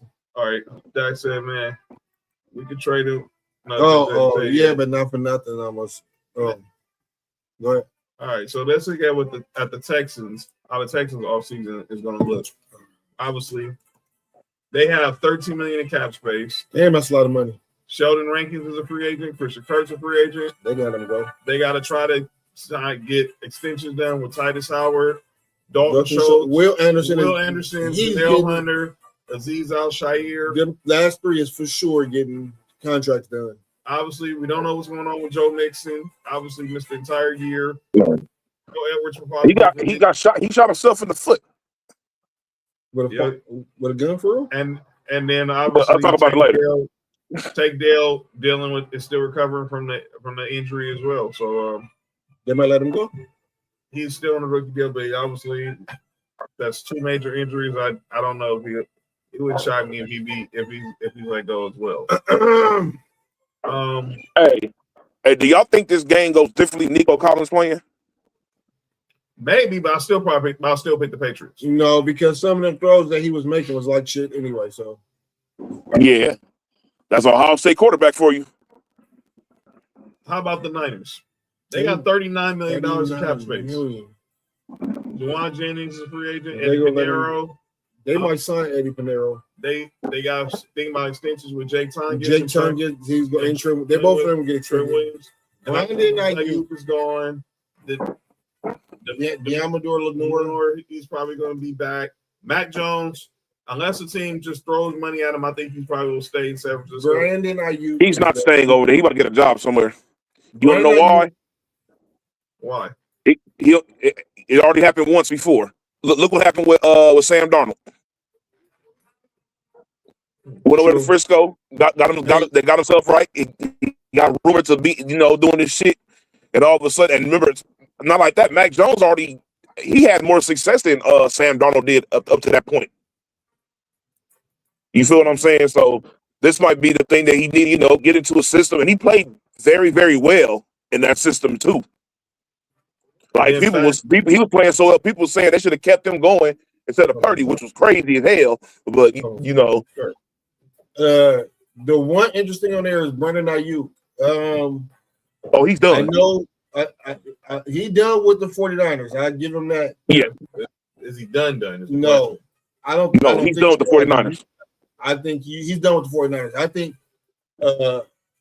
who might end up trading for him or might end up, and he can't get a lot for him is Washington. Him and Jaden Daniels is they play together at Arizona State. They're really cool. They still do play games all that together. And Brandon Ayuk, I'm not sure if y'all really watched him play, is one of the elite route runners in the NFL. Oh, yes, he is. He's that guy. Yep. So he's just like you said, he's done in Frisco, bro, for sure. That's why I said I think that and he did Frisco. He's doing Frisco dirty after they paid him that money. He's making his trade value as low as possible. Yep. All right, and then with the Bears, they got $5 million in cap space, 6 picks. Deshaun Wright's a free agent. Jaquan Brister's a free agent. Kevin Byard, Braxton Jones. They got to decide if they want to offer extensions to Montez Sweat and DeAndre Swift. Cole Kmet could be gone. Tremaine Edmonds could be gone. Fats in the chat. I hope we'll know who he wants back or not. But that's how those look right there. But I would, if I was the Bears, I would definitely try to bring back Montez Sweat, and obviously Monangai showed up, but two running back system help was good for the Bears. But we'll see what Ben Johnson has. That's Ben Johnson for you. I think he's gonna get a better look. If I'm the Bears, this is what I do. First and foremost, Sweat is getting re-signed for sure, no doubt about it. Fat won't Sweat out. I think Fat said if they can get a better DN, he'll let Sweat go. I'm not mad at that. I'm gonna say the same thing about DeAndre Swift. If you can get a better running back, let him go. I think that. Well, when I talked to Fat, he said he wanted the linebacker they got from us. He wanted him gone. He said at first he wanted DeAndre Swift gone, but DeAndre Swift had a really good year last year. And I think him and what's his name? Mufunga? What's the other running back name? Oh, Monangai. Monangai. Them two make a good duo. You know what I'm saying, over there. And they got the receivers over there. He said they think they might get her a DJ Moore, though. I think they're getting rid of DJ Moore, too. I think I actually thought they were going to get rid of him this past offseason. I honestly don't think that he's a big fan of Caleb Williams. I don't think so neither. And Burden, his rookie year, showed the hell out. I don't like him because he originally committed to Georgia, then he decommitted to Missouri. That motherfucker should have been a first-round pick. Yeah. Like, for sure. Like, he's very good. And him and Rome, they worked instantly. That's what, when I seen the connection they had, that's why I think I told that to Chrissy. I was like, the connection they got, Moore's not going to be there for too much longer. And if I was them, I'd trade them and try to get the best value you can for them. You might get you for sure get you probably be hovering around the third, maybe a second type shit. I'm about to say you can get a second or a third. If for sure. Really desperate, if a team is dealing really they needed a second, but I'm thinking a third for sure you'll get for them. Yeah, one of them teams, like for example, like let's say if we was interested, give them that's a high third round pick. I give the second round for him. But Brandon Bean, never mind. No, Brandon Bean, like who your fourth receiver you got over there though? Did he play for Carolina? Damn, that makes a lot of sense. Hey man, that makes a lot of sense why y'all traded for Kelvin Benjamin. Why you gotta say that? Hey Nick, you know the draft before Brandon Bean got there, dog. That produced 3 All Pros. That was the draft. Y'all drafted Edmonds, right? Tre'Davious White, Deion Dawkins, and yeah. That's a good draft. You know how many Brandon Bean All Pros Brandon Bean had since he got there in 8 years? How many? 2. That's crazy. Get this nigga off my fucking team, man. The nigga can't draft. They can't sign players. All right, let's go ahead and make the picks for Championship Sunday because we probably won't. Because obviously, some Friday shows TBD based off of how things going on location. So Cody sent me his picks. So I'm gonna get everybody's picks. Who we got? Oh, Nick, we need something from you too, dog. I'll tell you later on. All right. So hold on now. No, not nigga. Hey. Pause. So we're going to go ahead and pick who we think is going to win on Championship Sunday. Who's heading to San Fran? That sounds crazy. Hey, you know what's funny? What's funny is the fact of if you look at this shit like the way it's set up, like nigga, the Patriots right above the Rams, they played them in the Super Bowl, and then y'all played the Seahawks in the Super Bowl. That's crazy. That's insane, right? And then both teams played the Seahawks. And only one played the Rams. Y'all didn't play the Rams. No. We ain't played the Rams. We ain't played the Rams. Y'all played we played Carolina. Carolina, there we go. Carolina, Seattle, Atlanta, and the Packers. That was the last 4 Super Bowls. Damn. Super Bowl next year is on Valentine's Day. Yeah, and here. Yeah. And why they do that? Wait, what the fuck this nigga just said? What? The NBA stopped the super team. CB3 Kobe LeBron boss. When the heck was that true? I'm about to put in the chat. Don't worry about it. All right. Next. All right. Let's go ahead and see who we pick in these games. Nessa, JoJo too. Chris says she needs Cody. It's really just all you gotta do is go on your ESPN app. They'll tell you who's favorite, Chris. Trust me. We got you. I'll let you know who's favorite on Championship Sunday. It ain't. Oh, okay. We got her pick. She got the Pats. Don't worry about it. So that's Cody's picks too. He got the Pats and the Seahawks. Okay, cool. Okay. Who else picking? We got maybe 2 more rooms. I got Hold on, we can do this, Nick. Hold on. Okay. Anybody else here? Go ahead. All right, go ahead. All right. So we starting with y'all. Y'all game is Saturday or Sunday? Are they Sunday. both Sunday? Championship Sunday. Okay. We got the first game, so it's that's just wild for them. That's out of. You definitely out of pocket. I think both of them right now. Bronco? Mm-hmm. Both of them running Bronco. So Lance and JoJo Broncos. And so got OJ in trouble. No, they not white. Wait, hold on. Am I out? You all right, fam? Oh yeah, good for you, Chris. You were 5 for 5. Bravo. I mean, mama. Well, not Nick breaking out the chocolates. Gucci's. Oh, Cucinas. Chocolates. No, I thought Nick more Gucci. No, I know what he said. He said chocolates. Oh my bad. Breaking out the chocolate. All right, come on, Nick. Who you got? Oh, you got Pats. My bad. Yeah, I got the Pats. I got Vince Wilfork. Chris got Pats. He said Michael Bennett both games. And John, I don't give a fuck about your quarterback struggles or not, man. Don't get this shit done, man. Last time we played the Patriots, their Peyton was there. But people forget when last time we played them in the regular season, they couldn't beat Brock Osweiler. It's not that same team. I know, but we still had that same type of defense. And that's what I've been saying. I'm saying now one time if I mention Jared Stidham's name, I'm keeping the focus on our strength, which has been our defense all year. And that's what's gonna have to get us to the promised land. And the fact that we get J.K. Dobbins probably back Sunday. And yes. Oh shit. Probably get J.K. Dobbins back Sunday, and then our starting center Luke Wandenberg will be back. So he's our original, behind center. So John, man, fuck that, man. Fuck all that, man. Let's go, man. Broncos for the win. Let's go, man. We got home field. It's what you got home field for. Now go get it done. Yeah, man. Let's go. What you got home field for? Let's go, John. Next game, I don't care. Because Boca got hurt in this game. Then what? Next game, man. I'm out. Yeah, next game. It's the NFC Championship. It's Rams Seahawks. Part 3. Woo! I want to pick the Rams so bad, but the Seahawks been going crazy lately.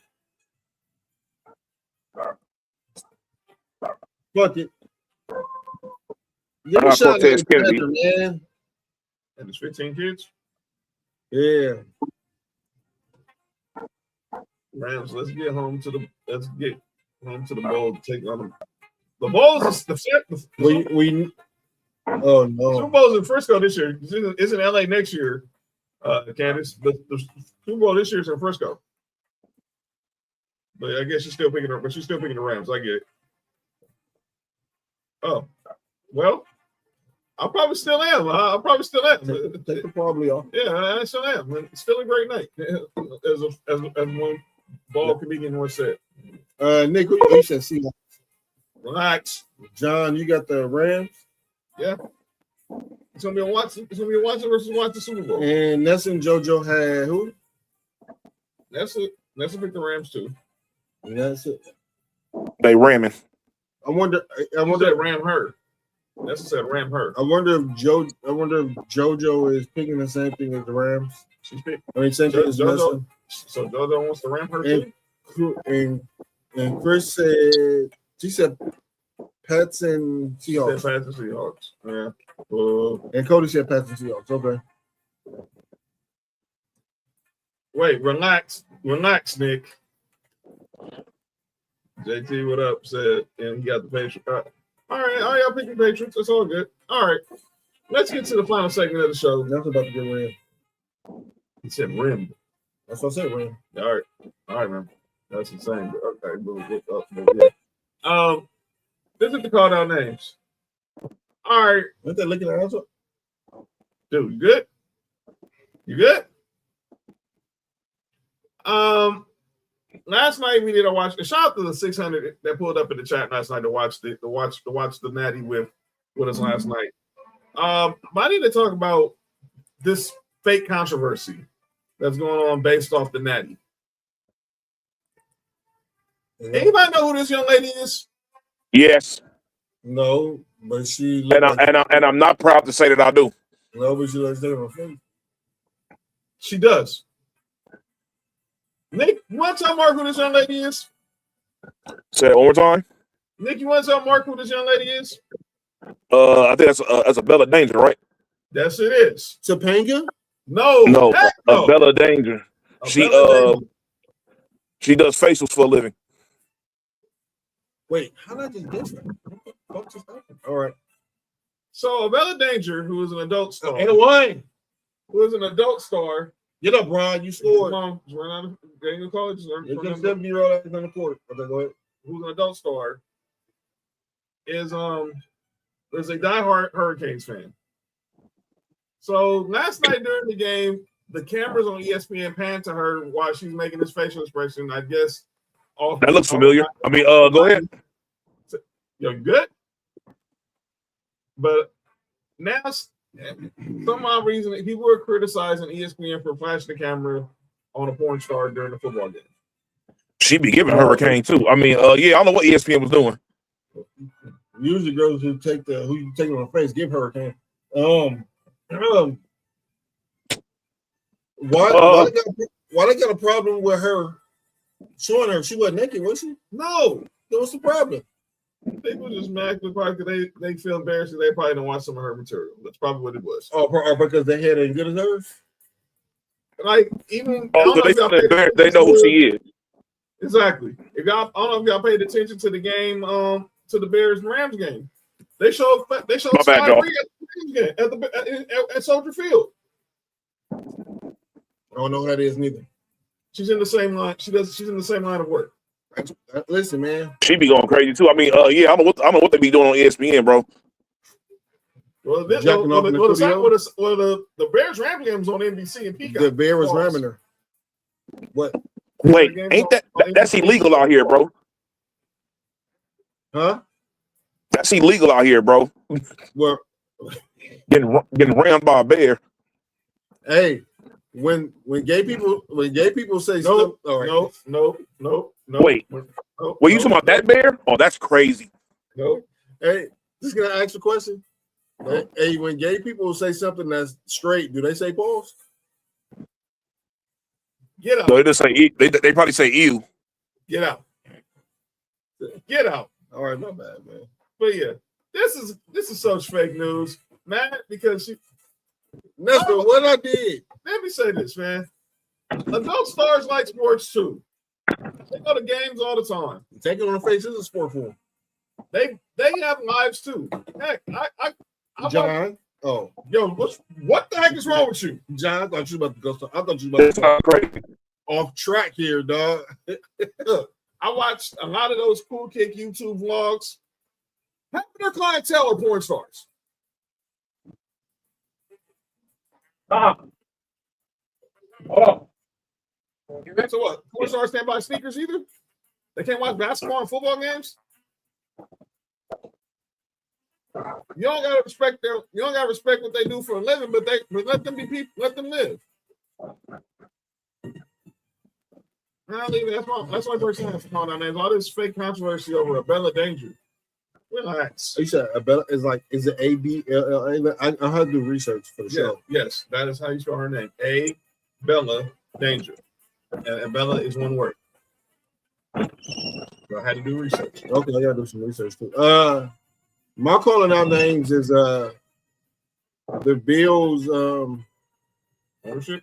Yeah, the Bills ownership by not if you was gonna fire both of them, and he's gonna fire one of them, it should have been the GM because the GM has been doing a horrible job. And I also think that if you was gonna do that, you should have made Sean McDermott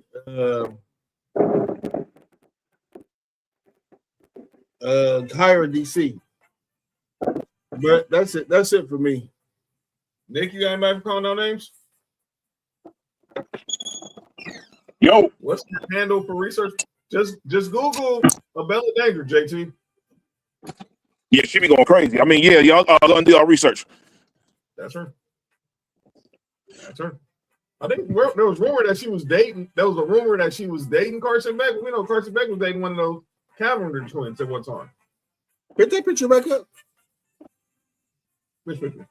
That one over there. That face looks so familiar. I mean, it's a compilation of her getting her shit off. Oh, okay. She's the diehard Hurricane fan. She does it for the youth. Oh, she licking it off another girl face? Oh, wait, we still doing a show. All right. Nick, who you have to call on this? Dog, what the heck are you doing? What happened? Again, JT, just get on the Googler. I suggest to get that stinking barcode off the screen. I suggest everybody sign up for the Only Johns now. Why is that a low price? Because content is being filmed soon, and the price is gonna go up. The price today ain't what it is gonna be tomorrow. You all right? So you okay? What? You okay? I'm trying to help you out. Look, Only John's QR code right there. So accusations. These are not accusations. This is false accusation. And furthermore, yes, I say y'all get y'all subscriptions in while it's still for the 80% off. Because once the 89%, my bad, John. I don't be disrespectful. 89%. You can't just say 87, even though you can just say 88. Oh, my bad. 87%. My bad. It's all the same thing to me. Say 88. Okay, 88%. Cool. Like 88% off. Get it was 88% off because, like I said, once that content get filmed, yo, it's going crazy. So shout out to John and his co-star. You heard? Yo, this is diabolical. Shout out. Who you my name? Who do I have like to? Well, after this weekend's game, I have Shady McCoy on calling out names. No, that's her. That's her. Uh-oh. Nessa. See, type of BS I go through. What Shady McCoy say now? As Nessa says, 69% is well. You can get it for 69% off. That's crazy. Hey, about a month ago, Shady had this absurd statement that said that where he said that Shador is definitely better than Caleb Williams. And he was like, no doubt that he's better. No. I understand Caleb threw that pick at the end, which was absolutely crazy. But no, bro, there's no way you're watching some of these throws and everything that Caleb Williams is doing, bro, and you thinking that Shedeur is better than him. Shady sounds stupid right now. I get he sounds crazy. Deion. I get all these dudes are real cool with Deion. And they've known Shedeur since he was a kid. But let's just be clear, he's a grown man now. Y'all gotta stop with the hand holding. Let him go out there and take his bumps and bruises like any other young quarterback. Hey, bro. Hey, I don't know what niggas be thinking. Like niggas is like, oh, he got put in a bad situation with the Browns. Well, if he would have got drafted the way niggas say he should have got drafted, which would have been like a top pick, he would have went to a trash team anyways. So what the hell was the difference? Ravens. He's like, no, I didn't want to be a backup. You're an idiot. You could have learned so much being in a situation up over there where you're behind a 2-time MVP and you're in a good organization. Like, no, he could have learned so much up over there. That right there, that's crazy. Insane. All right. We're going to get up out of here. So, programming note. We'll let you know about Friday show. I'll be actually traveling Friday. So, I'll let you know what Friday is going down. We're not, I guess. I ain't going to shut down business right there. Yes, I would make the Only John's merch for y'all if y'all need it. And between John and Nick and me, because we're the ones that's doing the show, have anybody ever got hit while they was doing the show? Something is really wrong with you. Something is really wrong with you. I mean, because I don't know what be happening underneath the table when y'all be there, so I don't know. I'm just asking. I mean, yo, what's wrong with you? It ain't never happened for me. I'm just saying. Anybody ever had hit while it was not? All right, then cool. JT, so I need that 5X tracks. We got you. Got you, JT, for sure. Fam. Get up, Mark. Get up, Mark. Thank you. Hey, for real, Dax, make sure you hit that subscribe button. That QR code right there, hit that subscribe button. Hit that subscribe button. Like, share, tell a friend. We'll be back. We're here every Tuesday and Friday. Now, whoa, what the heck? I got the hookup. Yo, John and boots and the cowboy hat and that chain. Dog. Heck, I won't. Have me looking like sugar. No disrespect. I have all that on the chain. Is all right, we're gonna get up out of here. No, JoJo, I'm not. I think it still have his lopes on too. Yeah. I hate y'all. I'm just saying, like, it'd be dope. Yeah. Hey, Mark, that nigga for sure have a rag on he for sure have a rag under that cowboy hat. Hell yeah, it's gonna be a blue rag hanging down like this. You gonna get a cowboy hat? That nigga gonna have that shit tied Tupac style on that nigga head. Yo, that's if he goes quiet, he's thinking. What's your first time for everything? Oh my God. Hey, Nessa is funny as shit, man. Nessa is hilarious. Yo, it's the first time for everything. Yo. Bring the saddle is crazy. Oh, not the chaps. Not the one Prince had on. Wait, hold on. John. Nope. John. Nope. John, you be out there ass the chaps? That is crazy. Never in life. Never in life. Never in life. Never in life. That nigga out there with the Prince chaps on with the chain and the hat is crazy. Never in life. John gonna be out there crib walking and never would have made it. That's gonna be crazy. You really gonna all the songs and shoes? You say that one? Hey, crib walking in chapters. That shit need to go to jail for that.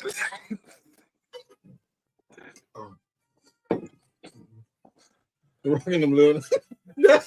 Hell no. Whoa. Hey, we need to end the show, dog. This is getting crazy. Elephant Tucky is wild. Crazy. That is crazy, yo. Elephant tuggy. Roses. Check out Another Dynasty. Check out Marshall Mike's. Check out Sports4U Wrestling tomorrow for Saturday night's main event preview. Check out Best in the World. And we'll let you know what happens Friday with Sports4U. No rules be coming back soon too. No rules. We'll be back soon. Stay tuned. And we're gonna get up out of here. So thank y'all for joining us. Make sure you hit that subscribe button, like, share, tell a friend about the #1 sports podcast in the world. This has been Sports4U. I'm John. That's Mark. That's Nick. See y'all. Yes, sir. Let you know when we see y'all. And wait a minute before we go. Wait a minute. It's our 450th episode. Oh yeah, damn, Nick, you should have been here. We can take a shot. We don't have nothing here though. We thank y'all for the support, for helping us get to 450 episodes. We might take a shot later on. We will celebrate when Nick Freaks is back in the studio next week. Yeah, I know somebody is. And then Cody will be here next week as well. So somebody go take it in the mouth. See y'all next week.